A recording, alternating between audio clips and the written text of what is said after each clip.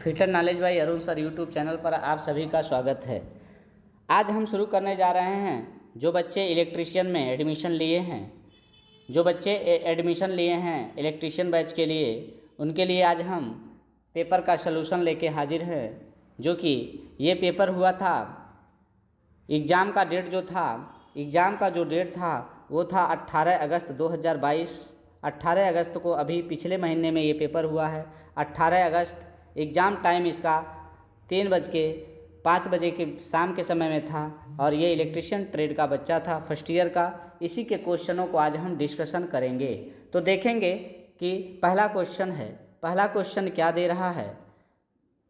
पहला क्वेश्चन देखेंगे कि लिखा है चालकता की इकाई क्या होती है। ध्यान से समझेंगे। जो चालकता होती है जिसको हम लोग जी से डिनोट करते हैं। जी बराबर हमारा होता है 1/r। जी बराबर 1/r होता है। इसका मतलब 1/में आर का जो मात्रक, जिसको हम लोग प्रतिरोध कह रहे होते हैं, तो इस आर का जो मात्रक होता है वो होता है ओम। इसी को हम कहते हैं प्रति ओम। क्या होता है? इसका मात्रक होता है प्रति ओम, या इसी को हम लोग कहते हैं महो। क्या कहते हैं? इसी का दूसरा नाम महो होता है। एक नाम और याद रखेंगे, इसका एक नाम जो होता है वो होता है साइमन। क्या होता है? साइमन। तो याद रखेंगे चालकता का 3 मात्रक होता है, साइमन, प्रति ओम या महो। तो देखेंगे हमारा आंसर जो है लिखा है चालकता की इकाई क्या है। पहला दिया है ओम प्रति मीटर। ओम पहला देखेंगे तो पहला ऑप्शन है हमारा ओम प्रति मीटर। ये होगा नहीं। ओम ये तो प्रतिरोध का मात्रक होता है, आर का मात्रक ये भी आंसर नहीं है। ओम इंटू मीटर ये भी नहीं है। तो आंसर जो जाएगा वो हमारा क्या होगा? महो। याद रखेंगे इसका दूसरा मात्रक प्रति ओम भी होता है। क्या होता है? तो प्रति ओम भी होता है। आगे चलेंगे। क्वेश्चन नंबर दूसरा क्या कहता है?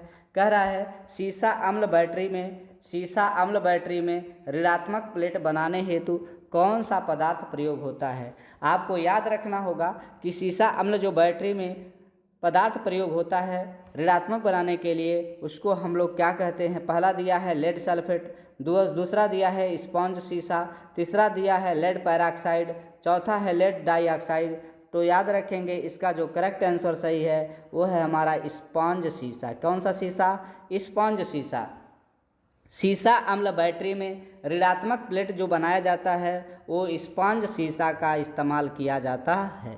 आगे चलेंगे। क्वेश्चन नंबर 3 क्या कहता है? What is the name of light. What is the name of light. इस लाइट का नाम क्या है? फिगर दिया है, इस प्रकाश का नाम क्या है? चलेंगे। ऑप्शन पहला है फ्लूड लाइट, दूसरा है स्पॉट लाइट, तीसरा है विस्तृत रोशनी बल्क लाइट, चौथा है फ्लैश लाइट। तो याद रखेंगे ये जो फिगर दिया हुआ है, याद रखेंगे इलेक्ट्रीशियन, चाहे वो इलेक्ट्रीशियन का बच्चा हो चाहे वो फिटर का बच्चा हो, सबके लिए आपके क्वेश्चन में 38 क्वेश्चन में ट्रेड में से कम 10 से 12 क्वेश्चन फिगर वाले आएंगे। इसलिए सभी बच्चे फिगर वाले जितने क्वेश्चन होते हैं उनको ज़रूर याद रखेंगे। चलेंगे तो देखेंगे इसका जो करेक्ट आंसर सही है वो है हमारा spot light. Option number B spot light है जो फिगर में दिया हुआ है उसका आंसर। चलेंगे आगे। अगला क्वेश्चन क्या कहता है? What is the register. इस रजिस्टर का नाम क्या है? What is the name of register. तो याद रखेंगे, देखेंगे इस रजिस्टर में तार बंधा हुआ है। क्या बंधा है? यहाँ पर तार बांधा गया है। ये वाला तार बांधा हुआ है, ये तार बांधा है, इसलिए इसका नाम होता है तार बंधे हुए प्रतिरोध। क्या नाम होता है? रजिस्टर का मतलब प्रतिरोध होता है, तो याद रखेंगे ये तार बंधा हुआ प्रतिरोध होता है। चलेंगे अगला क्वेश्चन पर। क्वेश्चन नंबर 5 है। लिखा है what is the name of the safety sign. इस सुरक्षा चिन्ह का क्या नाम है? पहला लिखा है निषेधक चिन्ह, दूसरा लिखा है आवश्यक चिन्ह, तीसरा लिखा है चेतावनी चिन्ह, चौथा लिखा है इन्फॉर्मेशन साइन। ऐसा साइन जैसा प्लस वाला साइन जो होता है जहाँ पे हॉस्पिटल होते हैं उसकी ये हमें सूचना देता है, प्राथमिक चिकित्सा केंद्र की हमें ये सूचना देता है, इसलिए ये हमारा सूचनात्मक चिन्ह के अंतर्गत आता है। ऑप्शन नंबर इसका डी सही है, सूचनात्मक चिन्ह। चलेंगे अगले क्वेश्चन पर। अगला क्वेश्चन क्या कहता है, मोटाइज छेनी का क्या उपयोग होता है। पहला दिया है लकड़ी में हल्का छेनीकरण तथा तेज किनारों की सफाई करने के लिए, लकड़ी में सामान्य छेनीकरण करना, लकड़ी को छीलना या फिनिश देना, चौथा है लकड़ी में आयताकार छेद बनाना। तो याद रखेंगे कि जो आपका मोटाइज छेनी होता है, इसका जो इस्तेमाल करते हैं लकड़ी में, अगर आयताकार, मान लीजिए ये कोई लकड़ी है, इसमें आयताकार छेद बनाना है, तो इसमें हम लोग मोटाइज छेनी का इस्तेमाल करेंगे। कौन से छेनी का, तो उसका नाम होता है मोटाइज छेनी। क्या नाम होता है, तो याद रखेंगे उसका नाम होता है मोटाइज छेनी, जो कि ऑप्शन नंबर डी में दिया है, लकड़ी में आयताकार छेद करना। चलेंगे अगले क्वेश्चन पर। लिखा है उपकरण के लिए ऐसी आपूर्ति प्रणाली में उदासीन पथ का क्या कार्य होता है। पहला लिखा है वायरिंग में वोल्टेज ड्रॉप को कम करता है, दूसरा है लोड करंट स्थिर रखता है, तीसरा ऑप्शन है धारा वापसी पथ बनाता है। तो याद रखेंगे एसी आपूर्ति प्रणाली में जो उदासीन पथ होता है, जिसको हम लोग न्यूट्रल पथ कहते हैं, उसका काम होता है धारा वापसी पथ प्रदान करना। क्या नाम होता है, धारा वापसी पथ प्रदान करना, ऑप्शन नंबर सी। चलेंगे अगले क्वेश्चन पर। ये फिगर दिया हुआ है, इस फिगर में जो एक्स भाग है उसका नाम हमसे पूछ रहा है। इस फिगर को ध्यान से देखेंगे, जो ये वाला भाग है, इस वाले भाग का नाम हमसे पूछ रहा है। चलेंगे ऑप्शन की तरफ। ऑप्शन क्या दिया है, पहला दिया है वेडिंग, दूसरा दिया है पेपर इंसुलेशन, तीसरा दिया है आर्मरिंग, चौथा दिया है लेथसीड। तो याद रखेंगे इसका जो एक्स वाला भाग है, इस एक्स वाले भाग को हम ब्रेडिंग कहते हैं। क्या कहते हैं, ब्रेडिंग कहते हैं। चलेंगे अगले क्वेश्चन पर। क्वेश्चन नंबर 9 क्या कह रहा है, what is the name of tool. इस औजार का नाम क्या है। पहला है क्ला हैमर, दूसरा दिया है क्रॉस पिन हैमर, तीसरा दिया है स्ट्रेट पिन हैमर और चौथा दिया है टैक्स हैमर। तो याद रखेंगे ये हमारा है टैक्स हथौड़ा। क्या नाम है इसका, इसका नाम होता है टैक्स हैमर। याद रखेंगे अगर मान लीजिए कोई हथौड़ा बनाया है, इस हथौड़े को क्या कर दिया है, यहाँ पर गोल सा लगा दिया है, तो इस हथौड़े का जो नाम होता है उसको कहते हैं बाल पिन हैमर। अगर ऊपर का सिरा गोल है तो इसको हम लोग बाल पिन हैमर कहते हैं। याद रखेंगे अगर ऊपर का भाग ऐसा हथौड़ा है और इसका भाग ऐसे किया है, तो इस भाग को हम लोग क्या कहते हैं, ट्रैक हैमर कहते हैं। चलेंगे अगले क्वेश्चन पर। लिखा है पराचुंबकीय पदार्थ क्या होता है, डाई मैग्नेटिक सब्सटेंस क्या होता है। पहला है लकड़ी, प्लेटिनम, निकेल, मैग्नीज। तो इसका जो करेक्ट आंसर सही है वो है हमारा लकड़ी। पराचुंबकीय पदार्थ कौन होता है, तो उसका नाम लकड़ी होता है। चलेंगे द्वितीयक सेल किस नियम से कार्य करते हैं। जो हमारे सेकेंडरी सेल होते हैं वो किस नियम पे कार्य करते हैं। पहला दिया है लेंज के नियम पर, दूसरा दिया है जूल के नियम पर, तीसरा दिया है फैराडे के विद्युत अपघटन के नियम पर, चौथा दिया है फैराडे के विद्युतीय चुंबकीय प्रेरण के नियम पर। याद रखेंगे जो हमारा द्वितीयक सेल होता है, सेकेंडरी सेल होता है, वो फैराडे के विद्युत अपघटन के नियम पर काम करते हैं, लेकिन विद्युत चुंबकीय प्रेरण के नियम पर हमारा क्या कार्य करता है, तो ये हमारा कार्य करता है ट्रांसफार्मर। क्या काम करता है, तो उसका नाम होता है ट्रांसफार्मर। चलेंगे आगे अगले क्वेश्चन पर।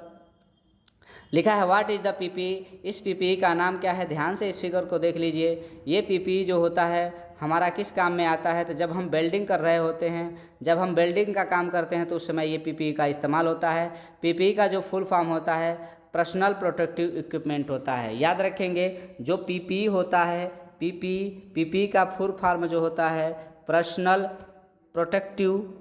प्रोटेक्टिव इक्विपमेंट होता है, पर्सनल प्रोटेक्टिव इक्विपमेंट। चलेंगे अगले क्वेश्चन पर, देखेंगे इस क्वेश्चन का जो आंसर है। पहला लिखा है चेहरे का कवच। चेहरे का कवच तो होगा नहीं, सर का कवच तो होगा नहीं, इसके लिए तो हम लोग कैप, टोपी या हेलमेट का इस्तेमाल करते हैं। नाक कवच, इसके लिए तो नोज मास्क होता है, ये भी नहीं होगा। ये जो हमारा करेक्ट आंसर सही है, इसको कहते हैं हैंड स्क्रीन। क्या नाम होता है इसका, इसका नाम होता है हैंड स्क्रीन। चलेंगे अगले क्वेश्चन पर। लिखा है फूड मिक्सर में, जो फूड मिक्सर होता है उसमें किस एसी सिंगल फेज मोटर का उपयोग किया जाता है। पहला लिखा है स्प्लिट फेज मोटर, दूसरा है शेडेड पोल मोटर, तीसरा है यूनिवर्सल मोटर। तो इसका जो करेक्ट आंसर सही होगा वो होगा यूनिवर्सल मोटर। फूड मिक्सर में किस एसी सिंगल फेज मोटर का उपयोग किया जाता है, तो उसका नाम होता है यूनिवर्सल मोटर। चलेंगे अगले क्वेश्चन पर। प्रतिरोधकता की इकाई क्या है? ध्यान दीजिएगा, हमसे प्रतिरोधकता की इकाई पूछा है। इससे पहले जो हम देखे थे वो हमसे पूछा था चालकता की इकाई। तो जो चालकता की इकाई होती है वो होता है हमारा प्रति ओम, और जो प्रतिरोधकता की इकाई होती है उसका जो इकाई होता है प्रतिरोधकता का, तो इसका इकाई ओम इंटू मीटर होता है। क्या होता है? तो ओम इंटू मीटर, ओम गुणे मीटर होता है। देखेंगे कि जो कि हमारा ऑप्शन नंबर डी में दिया है। किस में दिया है? डी में, ओम इंटू मीटर। चलेंगे आगे अगले क्वेश्चन पर कि यह ऊर्जा मीटर डिस्क बिना किसी लोड के लगातार घूमती है तो कौन सी त्रुटि है? लिखा है यदि ऊर्जा मीटर जो है, एनर्जी मीटर जो है, डिस्क बिना किसी लोड के, मतलब कोई लोड नहीं दिए हैं फिर भी वो घूम रही है, तो इसमें कौन सा त्रुटि है? पहला है घर्षण त्रुटि, ये तो होगा नहीं। कला त्रुटि होगा नहीं, गति त्रुटि होगा नहीं, इसको हम लोग क्रीपिंग त्रुटि कहते हैं, क्रिम्पिंग एरर कहते हैं। याद रखेंगे, अगर हमारा एनर्जी मीटर बिना लोड का घूम रहा है, एनर्जी का जो एनर्जी मीटर है उसका डिस्क अगर बिना लोड दिए घूम रहा है, तो इसका जो दोष होगा, जो हमारा त्रुटि होगा, वो क्रीपिंग त्रुटि के अंतर्गत आता है। चलेंगे अगले क्वेश्चन पर। देखिए ये फिगर हम पहले भी देख चुके थे, उसी में से फिर से इस विद्युत सामग्री का नाम हमसे पूछ रहा है। तो इस विद्युत सामग्री का जो नाम होता है इसको एडिशन स्क्रू टाइप प्रकार होल्डर कहते हैं। एडिशन स्क्रू प्रकार इसका होल्डर नाम होता है इस फिगर का। चलेंगे अगले क्वेश्चन पर। क्वेश्चन नंबर 17 क्या कहता है कि बैटरी की क्षमता कैसे बताई जाती है? बैटरी की क्षमता वोल्ट में, वाट में, वोल्ट मीटर में। तो याद रखेंगे जो बैटरी की क्षमता होती है वो एम्पियर घंटा में बताई जाती है, एम्पियर हावर्स में बताई जाती है। किसकी क्षमता? तो बैटरी की क्षमता याद रखेंगे हमेशा एम्पियर घंटा में बताई जाती है। चलेंगे क्वेश्चन नंबर 18 है, बहुत ही इम्पॉर्टेंट है। आपसे पूछा है कि आपसे पूछा है XLPE का फुल फॉर्म। क्या पूछा है? XLPE का फुल फॉर्म। X का मतलब होता है क्रॉस। क्या मतलब होता है? क्रॉस। लिंकेड, L का मतलब लिंकेड होता है, लिंकेड। और पॉलीएथिलीन होता है। क्या होता है? पॉलीएथिलीन, एथिलीन होता है। याद रखेंगे XLPE का फुल फॉर्म जो होता है वो क्रॉस लिंकेड पॉलीएथिलीन होता है। चलेंगे अगले क्वेश्चन पर। क्वेश्चन नंबर 19 क्या कहता है? 19 देता है कि वाट मीटर द्वारा किस मात्रा को मापा जाता है? वाट मीटर जो होता है याद रखेंगे, वाट मीटर हमारा जो होता है पावर नापता है। क्या नापता है? तो वाट मीटर से हम लोग पावर नापते हैं, P बराबर में V इंटू आई। ये हमारा नाप कौन करता है जी? तो याद रखेंगे इसको, जो हमारा इसका जो करेक्ट आंसर सही होगा वो होगा हमारा आपका ऑप्शन नंबर हमारा सही होगा पहला ऑप्शन, जिसका नाम है आपका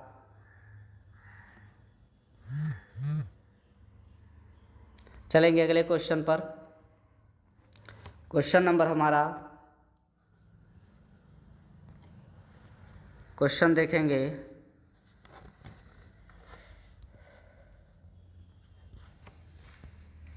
क्वेश्चन नंबर है हमारा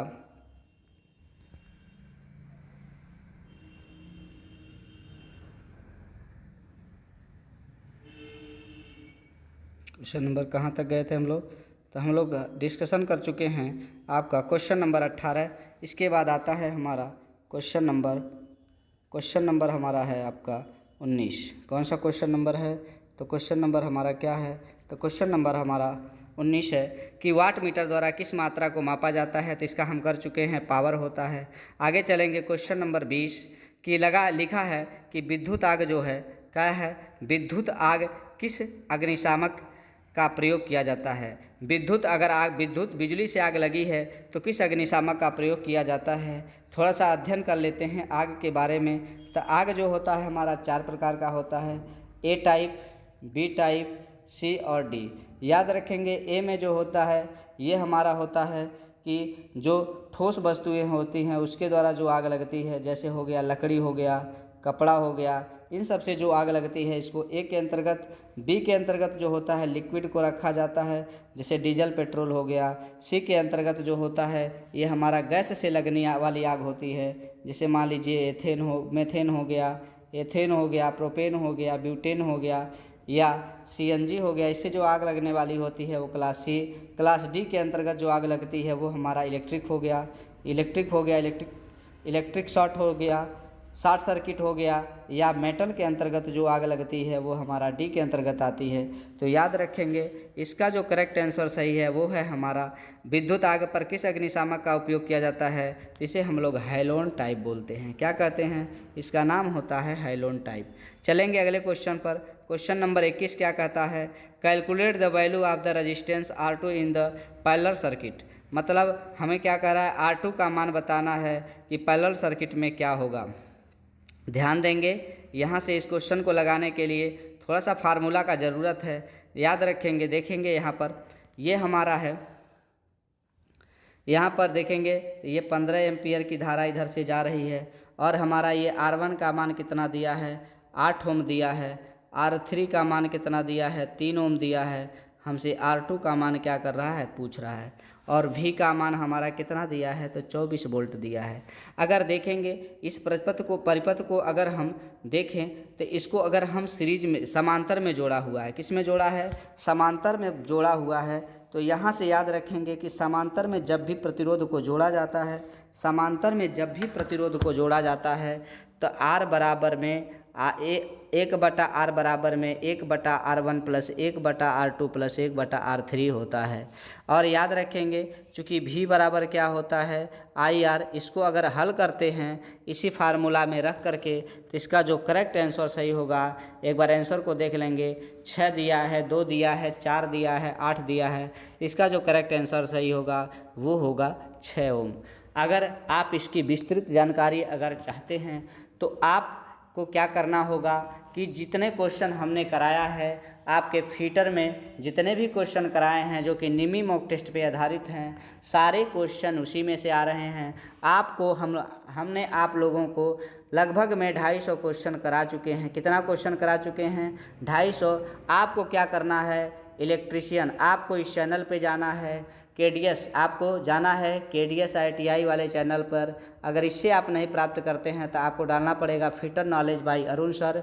fitter knowledge by Arun sir YouTube channel पर जाना है। जाने के बाद से आपको प्लेलिस्ट में जाना है। प्लेलिस्ट में जाने के बाद से इलेक्ट्रीशियन फोल्डर बना हुआ है, इलेक्ट्रीशियन के नाम से फर्स्ट ईयर ट्रेड थ्योरी। इससे आपका 7 वीडियो है। अगर 7 वीडियो को आप देख लेते हैं तो आपका 250 क्वेश्चन तैयार हो जाएगा और सारे क्वेश्चन उसी में से आएंगे। और उसमें हमने आपको क्वेश्चनों को डिटेल से कराया है। इसलिए इसके करेक्ट आंसर को देखने के लिए, इसके अगर सही डिटेल से जानना चाहते हैं सर ये सवाल कैसे लगेगा, क्योंकि हमें कम समय में ज़्यादा क्वेश्चन यहाँ कराना है, इसलिए हम आंसर पर ज़्यादा जोर दे रहे हैं कि क्वेश्चन किस तरीके से आ रहा है आप लोग इसको देखें। और ये क्वेश्चन पेपर आपको तैयार करना ही है, क्योंकि सारे पेपर जो हैं इसी पे आधारित आएंगे। चलेंगे अगले क्वेश्चन पर।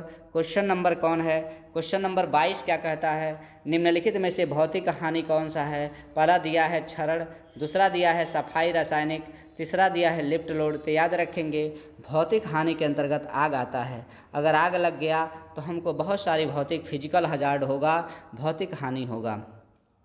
क्वेश्चन नंबर 23 क्या कहता है कि यूजी केबल में फेज कंडक्टर की तुलना में न्यूट्रल कंडक्टर का आकार क्या होता है। याद रखेंगे यूजी केबल में फेज कंडक्टर की तुलना में जो न्यूट्रल कंडक्टर होता है वो हमारा जो होता है आपका हाफ होता है, मतलब फेज चालक से आधा होता है। क्या होता है, तो वो होता है फेज चालक से आधा। क्या होता है, फेज चालक से आधा होता है। याद रखेंगे फेज चालक का आधा। पहला ऑप्शन इसका क्या है, बिल्कुल 100% सही है। चलेंगे अगले क्वेश्चन पर। लिखा है एकल फेज AC परिपथ में कालांतर कितना होता है। 180, 120, 270, 90। याद रखेंगे अगर सिंगल फेज है, क्या है हमारा सिंगल फेज, मतलब अगर हमारा एकल फेज है, सिंगल फेज है, तो इसके लिए जो होगा हमारा कोण जो होगा वो होगा 90 डिग्री। लेकिन अगर यही थर्ड फेज रहा, क्या रहा, थर्ड फेज रहा, इसके लिए जो कोण होता है वो कितना होता है, 120 डिग्री। तो हमसे सिंगल फेज का पूछा है, इसलिए इसका करेक्ट आंसर जो है वो है 90 डिग्री। चलेंगे अगले क्वेश्चन पर। क्वेश्चन नंबर 25 क्या कहता है, what is the name of the wiring. इस वायरिंग का नाम क्या है, इसका नाम पूछ रहा है वायरिंग का। पहला लिया है सुरंग वायरिंग, दूसरा लिखा है गोदाम वायरिंग, तो सीढ़ियों में जो वायरिंग की जाती है उसी को ये दर्शा रहा है। तो इसका करेक्ट आंसर जाएगा सीढ़ी वायरिंग। कौन सी जाएगा? सीढ़ी वायरिंग। चलेंगे आगे, अगले क्वेश्चन पर लिखा है व्हीकल बॉडी की मरम्मत के लिए किस सोल्डरिंग का उपयोग किया जाता है? व्हीकल बॉडी का अगर मरम्मत करना है तो आप कौन से सोल्डर का इस्तेमाल करेंगे? सोल्डरिंग विथ फ्लेम का इस्तेमाल करेंगे। सोल्डरिंग, ज्वाला के साथ सोल्डरिंग करेंगे, ज्वाला के साथ सोल्डरिंग। डीप सोल्डरिंग तो होगा नहीं, सोल्डरिंग गन के साथ सोल्डरिंग नहीं करते हैं, ये तो जहाँ पे पहुँच नहीं होती वहाँ जाते हैं। सोल्डरिंग आयरन के साथ सोल्डरिंग नहीं है। इसका करेक्ट आंसर जाएगा सोल्डरिंग विथ फ्लेम के साथ इसका सोल्डरिंग करते हैं। देखेंगे what is the name of the hammer, याद रखेंगे इस चित्र को। देखिए ये जो हैमर है ऊपर का, याद रखेंगे अगर ऊपर का हमें ऐसे करके ऐसे बनाया है, अगर कोई मान लीजिए हैमर है और यहाँ पर हमारा ये वाला पार्ट जो है ऐसे करके निकला हुआ है जो कि कील निकालने के काम में आता है, तो इस हैमर को हम लोग कला हैमर कहते हैं। कौन सा हैमर कहते हैं? तो इसका नाम कला हैमर होता है। तो देखेंगे इसका कौन सा आंसर सही है, तो पहला आंसर सही है कला हैमर। कौन सा सही है? तो देखेंगे इसका जो करेक्ट आंसर सही होगा वो होगा कला हैमर। बाल पिन में जो होता है ऊपर का सिरा गोल होता है, क्रॉस पिन में बिल्कुल ऐसे, क्रॉस पिन में मान के चलिए ऐसे होता है, और स्ट्रेट पिन में जो होता है बिल्कुल स्ट्रेट होता है। चलेंगे आगे, अगला क्वेश्चन क्या कहता है, एक ट्रांसफार्मर में तांबे के नुकसान का निर्धारण कैसे करेंगे? रेशियो टेस्ट से, लघु परिपथ टेस्ट से। याद रखेंगे एक ट्रांसफार्मर में तांबे का नुकसान अगर देखना है तो लघु परिपथ टेस्ट करेंगे या शॉर्ट सर्किट टेस्ट कर लेंगे।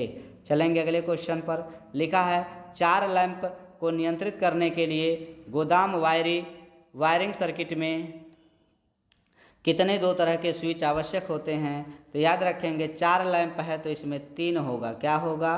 3 होगा। गोदाम वायरिंग सर्किट कितने तरह के स्विच आवश्यक होते हैं? 3 तरह के स्विच आवश्यक होते हैं। चलेंगे अगला क्वेश्चन दिखा है स्टार संयोजित सिस्टम में लाइन वोल्टेज VL तथा फेज वोल्टेज VP का संबंध बताइए। तो याद रखना है VL बराबर करड़ी में 3 इंटू VP होता है।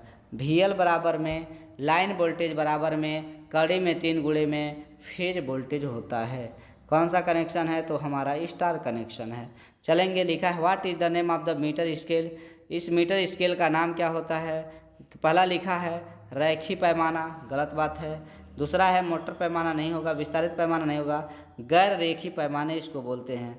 नॉन लीनियर स्केल, मतलब ये हमारा एक वृत्त एक सर्किल के रूप में है, एक रेखा के लिए नहीं है, इसलिए इसको कहते हैं नॉन लीनियर स्केल। चलेंगे अगले क्वेश्चन पर, 32 नंबर, कौन से प्लायर का उपयोग तार के हुक और लूप बनाने में होता है? पहला लिखा है लॉन्ग नोज, गलत बात है। कौन से? इसका इस्तेमाल जो होता है मतलब जहाँ पे पहुँच नहीं होती है उसमें इसका इस्तेमाल करते हैं। ये लॉन्ग नोज प्लायर जो होता है अधिकतर जो छोटे छोटे उपकरण जैसे घड़ी उड़ी बनाते हैं तो उनके पास पाया जाता है। लेकिन हमसे पूछा है कौन से प्लायर का उपयोग जो होता है तार के हुक और लूप बनाने में करते हैं, तो उसका नाम होता है राउंड नोज प्लायर। क्या होता है? Round knows plier. चलेंगे अगले क्वेश्चन पर। क्वेश्चन नंबर कह रहा है हीटिंग तत्व बनाने के लिए किस सामग्री का उपयोग किया जाता है? Which material use to the make heating element? पहला लिखा है सिल्वर। याद रखेंगे चांदी के बारे में थोड़ा सा बात याद रखेंगे कि सबसे अच्छा चालक है। क्या है? तो सबसे अच्छा चालक किसको माना जाता है? सबसे अच्छा चालक ये हमारा चांदी होता है। तो इसका जो करेक्ट आंसर सही है वो है हमारा नाइक्रोम। क्या है? नाइक्रोम। चलेंगे अगले क्वेश्चन पर, लिखा है फर्मर छेनी का क्या उपयोग होता है? पहला लिखा है सामान्य छेनीकरण कार्य है, छीलने और जोड़ों की फिनिशिंग में, लकड़ी में आयताकार छेद बनाने के लिए। अभी हमने एक छेनी का नाम पढ़ा था जो लकड़ी में आयताकार इस क्वेश्चन को हमने पहले ही देख चुका है। तो इसका जो करेक्ट आंसर सही होगा वो हमारा सामान्य छेनीकरण कार्य होगा। फर्मर छेनी का जो सामान्य उपयोग होता है सामान्य छेनीकरण कार्य करने के लिए किया जाता है फर्मर छेनी। कौन सा छेनी? तो फर्मर छेनी। आगे चलेंगे व्हाट इज़ द टूल, इस टूल का औजार का नाम क्या है? तो इसको कहते हैं डायगोनल कटिंग प्लायर। इसका नाम होता है डायगोनल कटिंग प्लायर होता है। दूसरा लिखा है कम्बिनेशन, ये तो होगा नहीं, तो इसका करेक्ट आंसर सही है पहला। चलेंगे अगला what is the eating of the done, what is the system earthing is done. System earthing किया जाता है पहला जनरेटिंग स्टेशन में, विद्युत लेपन स्थापना में, छोटी औद्योगिक स्थापना में कि घरेलू वायरिंग स्थापना में, जहाँ पे हमको जनरेटिंग या पावर हाउस जहाँ बनता है वहाँ पे सिस्टम अर्थिंग का किया जाता है। क्या किया जाता है? सिस्टम अर्थिंग जनरेटिंग स्टेशन किया जाता है। आगे चलेंगे, बैटरी के आवेशन के द्वारा बैंट प्लग को खुला क्यों रखा जाता है। पहला लिखा है गैसों को स्वतंत्रता पूर्वक बाहर निकालने हेतु, प्लेट का रंग बदलना जांच करने के लिए, विद्युत अपघटन का स्तर जांचने के लिए, कि ऑक्सीजन को अंदर आने के लिए। तो याद रखेंगे बैटरी को जब आवेशन के दौरान जब मतलब उनको जब चार्ज कर रहे होते हैं तो प्लग को खुला छोड़ दिया जाता है, जिससे गैसें जो होती है स्वतंत्रता पूर्वक क्या हो जाती हैं, तो गैसें हमारी स्वतंत्रता पूर्वक बाहर निकल जाती हैं। देखेंगे इसका लास्ट क्वेश्चन है, याद रखेंगे कि जितने भी बच्चे फर्स्ट ईयर का एग्ज़ाम देंगे तो आपका जो परीक्षा होगा सीबीटी परीक्षा जो होगी वो हमारी कितने नंबर की होगी, तो हमारी 150 नंबर की होगी। नंबर ऑफ क्वेश्चन 75 होगा। याद रखेंगे 4 पेपर से क्वेश्चन पूछेगा, 4 पार्ट में पेपर आपका रहेगा। पेपर एक ही दिन होगा लेकिन इसका पार्ट जो रहेगा 4, पहले से आपको 38 क्वेश्चन रहेगा जो कि हम डिस्कशन कर चुके हैं, जो कि हमारा ट्रेड थ्योरी से होता है। दूसरा जो होता है ये हमारा 6 क्वेश्चन होता है, ये हमारा मैथ होता है। कहने का मतलब इसको हम लोग वर्कशॉप कैलकुलेशन एंड साइंस के नाम से पढ़ रहे होंगे। तीसरा जो होता है वो होता है ईडी का, जो कि अभी नया सिलेबस में जुड़ा है, ये भी 6 क्वेश्चन रहेगा 12 नंबर का। और जो चौथा है वो है हमारा एम्प्लॉयबिलिटी स्किल, इससे क्वेश्चन जो रहेंगे वो रहेंगे आपके टोटल क्वेश्चन रहेंगे 25। तो याद रखेंगे 75 क्वेश्चन आपसे क्वेश्चन पूछेगा। चलेंगे देखेंगे last question, what is the name of the, इसके भाग का नाम पूछ रहा है। इस भाग का नाम क्या है, एक्स के भाग को। तो याद रखेंगे इस भाग को हम लोग जो कहते हैं उसको कहते हैं हिल। क्या नाम होता है इसका, हिल। इसका जो नाम है वो है हमारा हिल। चलेंगे अगले क्वेश्चन पर देखेंगे। देखिए अब यहाँ से हमारा दूसरा पार्ट खुल चुका है।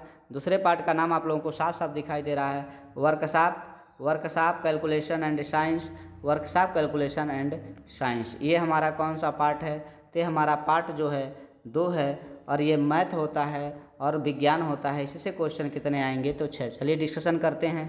पहला लिखा है एक वर्ग की भुजा क्या होगी जिसका क्षेत्रफल 625 है। तो आप जानते हैं जो वर्ग होता है 3 बात इसमें याद रखना होता है। पहला, इसका एरिया जो होता है, अगर इसका भुजा ये है, ये भी ये है, ये भी ये है, ये भी ये है, तो इसका क्षेत्रफल ये स्क्वायर होगा। दूसरा बात, पैरामीटर जो होगा वो 4a होगा। तीसरा बात जो है याद रखना है कि इसका विकर्ण जो होता है वो होता है 1/2। क्या होता है 1/2। तो देखेंगे क्वेश्चन में हमको दिया है कि वर्ग का भुजा बताना है, तो आप जानते हैं a स्क्वायर बराबर 625। यहाँ से a का मान 625 का वर्गमूल निकाल देंगे तो आंसर आएगा 25। कितना आएगा 25, जो कि ऑप्शन नंबर के में दिया है, तो ऑप्शन नंबर डी में हमारा दिया हुआ है। चलेंगे अगले क्वेश्चन पर। क्वेश्चन नंबर क्या है, क्वेश्चन नंबर हमारा है कह रहा इकाई की प्रणालियों के 2 प्रकार कौन कौन से हैं। तो इकाई की जो प्रणालियाँ होती हैं इसको हम लोग कहते हैं फंडामेंटल एंड डिवाइडेड, या इसी को हिंदी में नाम होता है मौलिक और व्युत्पन्न। ब्रिटिश और मैट्रिक ये तो होगा नहीं, गैर गुरुत्वाकर्षण होगा नहीं, मैट्रिक इंटरनेशनल होगा नहीं। तो इसका करेक्ट आंसर जो सही होगा वो होगा फंडल एंड डिवाइडेड यूनिट। 7 मात्रक याद रखेंगे, 7 मूल मात्रक होते हैं। कौन कौन, तो हमारा पहला होता है लंबाई। क्या होता है लंबाई। दूसरा क्या होता है द्रव्यमान। क्या होता है द्रव्यमान। तीसरा क्या होता है समय। क्या होता है समय। चौथा होता है विद्युत धारा। क्या होता है विद्युत धारा। मात्रक भी याद रखेंगे, लंबाई का मात्रक मीटर, द्रव्यमान का मात्रक किलोग्राम, समय का मात्रक जो होता है सेकंड, विद्युत धारा का मात्रक क्या होता है सर, तो एम्पियर। 4 चीज़ हो गया। 5वां देखेंगे, 5वां जो होता है वो होता है तापमान। और 6वां चीज़ जो होता है वो होता है हमारा ज्योति तीव्रता। क्या होता है, तो ज्योति तीव्रता इसको कहते हैं। और जो हमारा 7वां होता है वो होता है पदार्थ की मात्रा। क्या होता है, इसको हम लोग कहते हैं पदार्थ की मात्रा। देखेंगे इसका मात्रक जो होता है केल्विन, इसका मात्रक जो होता है CD कैंडेला होता है। पदार्थ की मात्रा का मात्रक जो होता है वो होता है मोल। तो याद रखेंगे इसका करेक्ट आंसर सही है फंडामेंटल एंड डिवाइडेड यूनिट। चलेंगे अगला देखेंगे। लिखा है इनमें से मूलभूत इकाइयाँ कौन कौन सी है, जो हमने आपको बताया। लंबाई द्रव्यमान आयतन, आयतन आ गया नहीं होगा। लंबाई दाब आयतन, आयतन और दाब आ गया नहीं होगा। लंबाई द्रव्यमान क्षेत्रफल, क्षेत्रफल आ गया गलत हो गया। इसका सही आंसर है लंबाई द्रव्यमान और समय। चलेंगे अगले क्वेश्चन पर। क्वेश्चन नंबर 4 क्या कहता है, फर्स्ट ऑर्डर लीवर के लिए कौन सा उदाहरण है। तो याद रखेंगे कि सीजर्स का एक पेयर जो होता है, ये हमारा फर्स्ट लीवर के अंतर्गत आता है। चलेंगे अगले क्वेश्चन पर। क्वेश्चन नंबर है हमारा 529 का वर्गमूल क्या होगा। तो याद रखेंगे, अगर 529 का वर्गमूल निकालना चाहते हैं हम, क्या इसका निकालना है 529 का, तो देखेंगे ऐसे करके वर्गमूल 2 से 2 बार जाएगा, यहाँ 4 आ जाएगा, यहाँ 1 2 9 और यहाँ पर 2 जुड़ जाएगा, ये 4 हो जाएगा, यहाँ 3 करेंगे, यहाँ 3 गुणा कर लेंगे तो हमारा जो निकल के आ जाएगा वो निकलेगा 100 कितना 129 कट जाएगा। तो इसका जो करेक्ट आंसर सही होगा वो होगा हमारा कितना, तो ये हमारा होगा 23। कितना होगा 23। अगर नहीं आता है तो हम 23 का वर्ग देख करके देख लेंगे, हमारा 529 मिल जाएगा। तो करेक्ट आंसर जो होगा वो 23 होगा।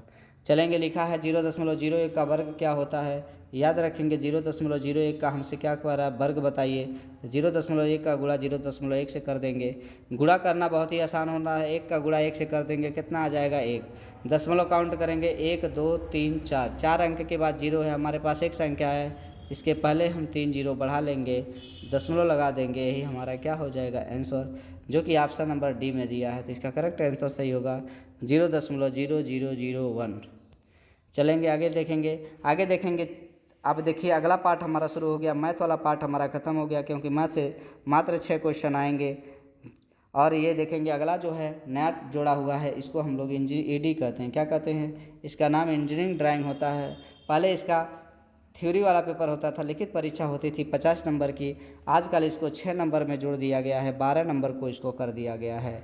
आगे देखेंगे, पहला क्वेश्चन दिया है, लिखा है इस दिखाए गए सामग्री के प्रारंभिक चित्र का पता लगाएं। तो देखिए इस चित्र को जो बनाया हुआ है, आप लोग जब इसको पानी कहीं दिखाना होता है तो पानी को ऐसे ऐसे हम डॉटेड दिखाते हैं। क्या दिखाते हैं, ऐसे ऐसे डॉटेड हम दिखा रहे होते हैं, तो ये हमारा पानी का संकेत होता है। इसका जो करेक्ट आंसर सही होगा वो होगा हमारा क्या, तो हमारा होगा पानी। अगला क्वेश्चन देखिए, एसआई मानक के अनुसार कौन सा single stroke vertical letter A सही है। इसमें हमसे पूछ रहा है कि एसआई मात्रक के अनुसार कौन सा सिंगल स्ट्रोक, कौन सा स्ट्रोक है, तो हमारा सिंगल स्ट्रोक होना चाहिए। तो देखिए सिंगल स्ट्रोक में जो इसका करेक्ट आंसर सही होगा, जब विकल्प को देखेंगे तो ये वाला विकल्प हमारा क्या है, बिल्कुल सही है, सिंगल स्ट्रोक 7:5 के संबंध में होता है। चलेंगे आगे, अगला क्वेश्चन क्या कह रहा है, क्वेश्चन नंबर हमारा है 3, मात्रक के अनुसार सर्कल में कौन सा आयाम सही ढंग से चिन्हित है।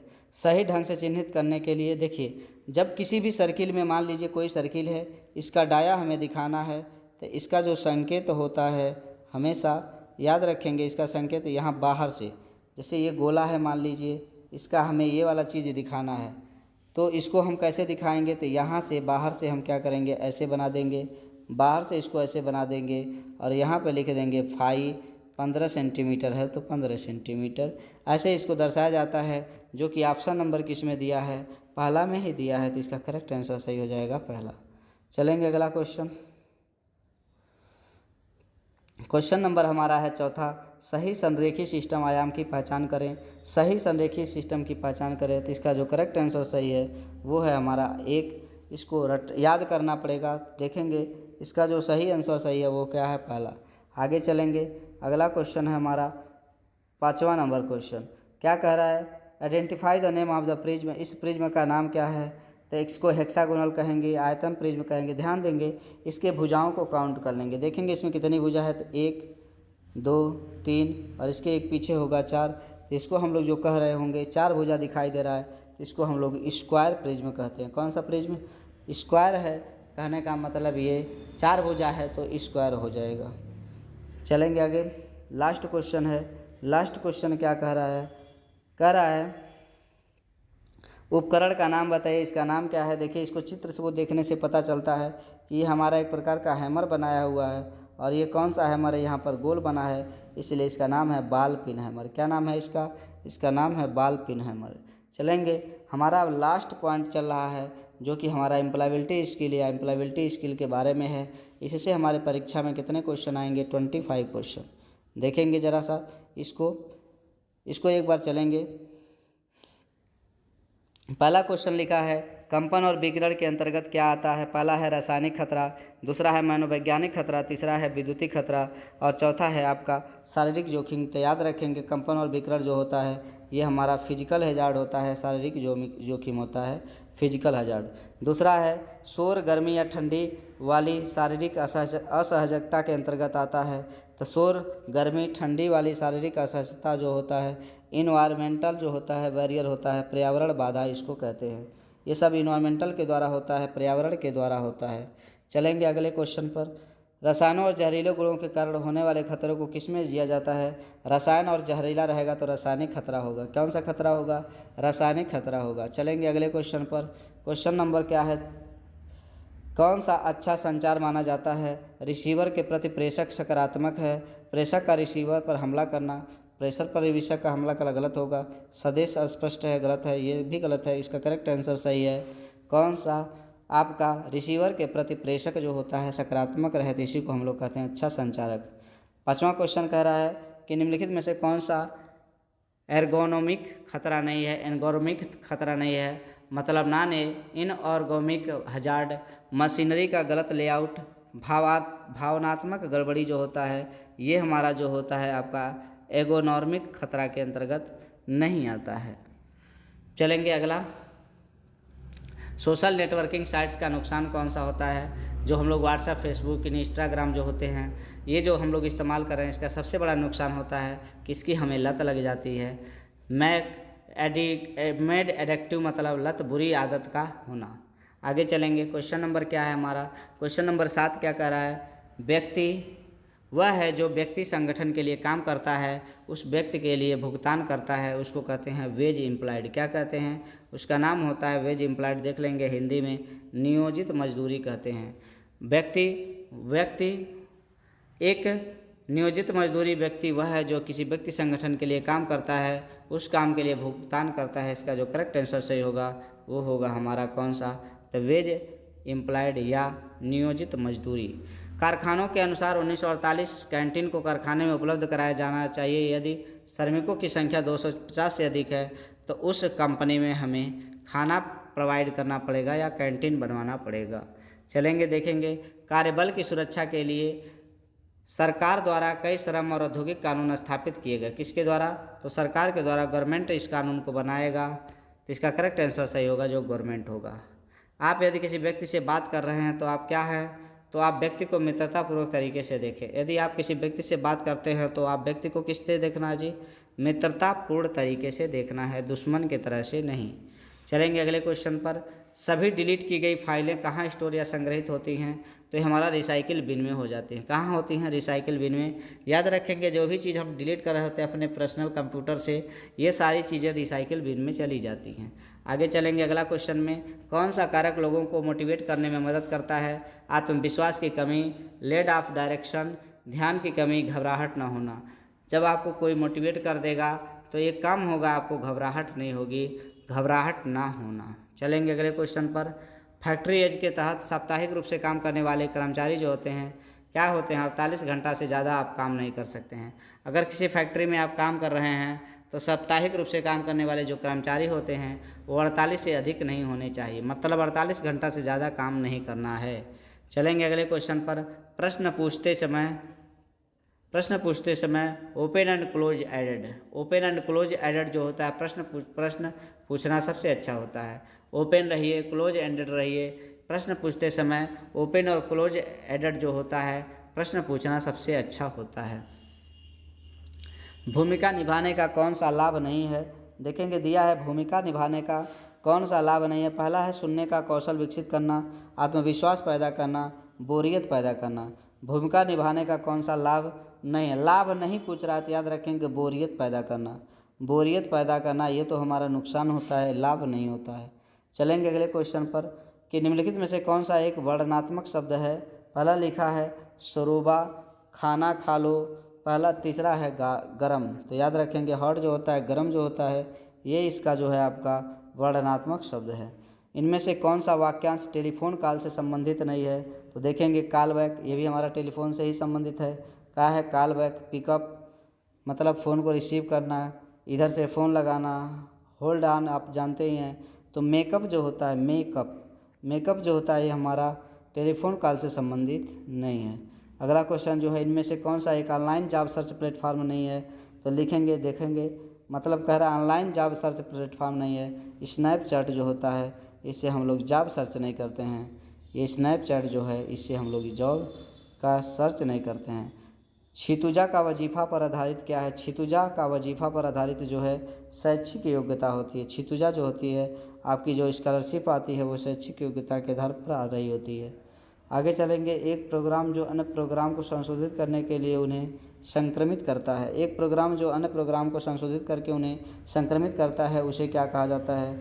उसे कहते हैं वायरस। ऐसा प्रोग्राम जो हमारे कंप्यूटर में आकर के सबको प्रभावित करता है या उन्हें संक्रमित कर देता है तो उसको हम लोग क्या कहते हैं कि हमारे कंप्यूटर में वायरस आ गया है। चलेंगे अगले क्वेश्चन पर। ये प्रश्न का उत्तर देने का सबसे अच्छा तरीका क्या होता है? अगर प्रश्न का आप उत्तर दे रहे हैं तो सबसे अच्छा तरीका होता है यस लेट्स स्टार्ट। क्या कहेंगे जी? लेट्स स्टार्ट, मतलब अब हम शुरू करने जा रहे हैं। चलेंगे देखेंगे अगला क्वेश्चन है। लिखा है कौन सी ट्रिपल ए लिसनिंग का हिस्सा नहीं है? कौन ट्रिपल ए लिसनिंग का हिस्सा नहीं है? पहला है अटेंशन, दूसरा लिखा है एटीट्यूड, एडजस्टमेंट। तो एनएक्सट्री जो है इसका करेक्ट आंसर सही है। एनएक्सट्री कौन सी ट्रिपल ए लिसनिंग का हिस्सा नहीं है? तो हिस्सा जो है अटेंशन है, एटीट्यूड है, एडजस्टमेंट है। ये तीनों हिस्सा हैं। लास्ट ऑप्शन जो है इसका हिस्सा नहीं है। कंफर्ट जोन क्या होता है? कंफर्ट जोन पहला दिया है वह जगह जहाँ बच्चे रहते हैं।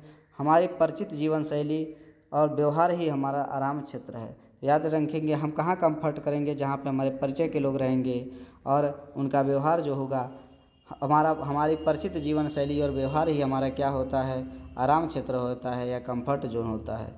आगे देखेंगे कौन सा फार्मूला सही है। लिखा है ई बराबर ई बटा में पी बराबर में इसका आंसर जो है क्यू बराबर पी बटा क्यू है। क्यू बराबर पी बटा क्या है? तो क्यू है। चलेंगे अगले से क्वेश्चन पर। क्वेश्चन नंबर हमारा लास्ट है 25 नंबर। कहला है क्वालिटी सर्कल में कौन सा बुनियादी उपकरण नहीं है? ट्रू बेंच है। क्या है?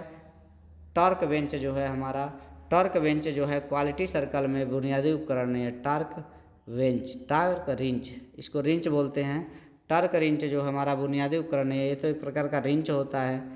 पैरेटो चार्ट ये हमारा बुनियादी उपकरण है। हिस्टोग्राम, जांच पत्र, ये सब हमारा आपके जो होते हैं बुनियादी उपकरण में आते हैं, लेकिन रिंच जो होता है वो तो उपकरण को खोलने के लिए काम में आता है। इसी तरीके से हम अपने अगले क्वेश्चन या अगला क्वेश्चन पेपर हम आपको अगले वीडियो में लेकर के हाजिर रहेंगे। आप अभी तक अगर हमारे चैनल को सब्सक्राइब नहीं किए हैं तो इस चैनल को सब्सक्राइब करें तथा ज़्यादा से ज़्यादा लोगों में शेयर करें। आप सभी लोगों के लिए ये सारे वीडियो जितने भी आपको डाले जा रहे हैं बहुत ही महत्वपूर्ण होने वाले हैं। अगर आपने सोच रखा है कि ITI में हमें 90% क्रॉस करना है, 90+ नंबर बनाना है, तो आपको इस PDF को पढ़ना पड़ेगा। एक एक क्वेश्चन का आप लोग नोट्स बनाइए, उससे पढ़िए। जो क्वेश्चन आपको PDF मतलब प्रीवियस ईयर में कराया जा रहा है फर्स्ट ईयर के लिए हम इलेक्ट्रीशियन का बात करते हैं। अभी हमने जो डिस्कशन किया है ये फर्स्ट ईयर के इलेक्ट्रीशियन के स्टूडेंट के लिए हैं जिनका एडमिशन अभी हाल ही में हुआ है या जो कि सत्र 2022 में एडमिशन लिए हैं और 2024 में इनका कंप्लीट होगा। 2023 में इनका फर्स्ट ईयर का एग्ज़ाम हो जाएगा जो कि अगस्त में होना प्रस्तावित है। इसलिए अभी तक अगर आप इस वीडियो को अगर देख रहे हैं तो ज़्यादा से ज़्यादा लोगों में इसे शेयर कर दीजिए और इसका नोट्स बनाइए। नोट्स बना करके आप अपना पढ़ाई जारी रखिए। तो मिलते हैं अगले वीडियो में। धन्यवाद।